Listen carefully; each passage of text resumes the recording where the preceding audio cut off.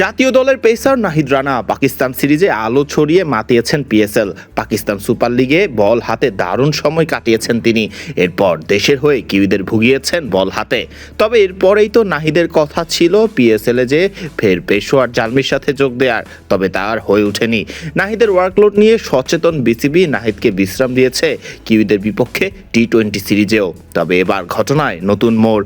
Pakistan super লিগের final খেলবেন পেশোয়ার জালমির হয়ে নাহিদ রানা।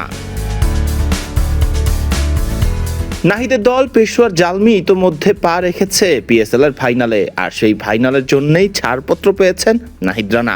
বিসিবি এক বিজ্ঞপ্তিতে জানিয়েছে, পূর্ণ বিবেচনার পর বিসিবি সিদ্ধান্ত নিয়েছে যে নাহিদ রানাকে আগামী 3 মে অনুষ্ঠিতব্য টুর্নামেন্টের ফাইনালে অংশগ্রহণের জন্য তার ফ্র্যাঞ্চাইজিতে পুনরায় যোগ দেওয়ার অনুমতি দেওয়া হবে।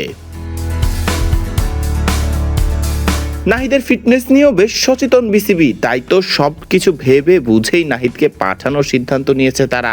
বিজ্ঞপ্তিতে বিসিবি আরও জানায়, এই সিদ্ধান্ত নেওয়া হয়েছে একটি বড় বৈশ্বিক ফ্র্যাঞ্চাইজি প্রতিযোগিতার ফাইনালে অংশগ্রহণের গুরুত্ব বিবেচনা করে, যা খেলোয়াড়ের উন্নয়নের জন্য একটি গুরুত্বপূর্ণ ধাপ হিসেবে বিবেচিত।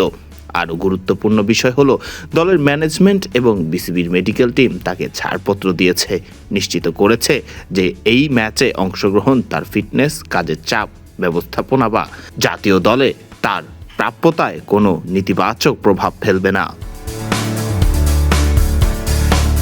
সবকিছু ঠিক থাকলে পিএসএল এর ফাইনালে পেশোয়ার জালমির হয়ে মাঠে নামবেন নাহিদ রানা। এরপরেই নাহিদ খেলবেন ঘরের মাঠে পাকিস্তানের বিপক্ষে টেস্ট সিরিজ। তবে নাহিদ রানা কেমন করবেন পিএসএল এর ফাইনালে? দেখা যাবে কি আরও একটি ফাইফার? এই প্রশ্নের উত্তর পেতে তো সবার চোখ থাকতে হবে পিএসএল এর ফাইনালের মঞ্চেই।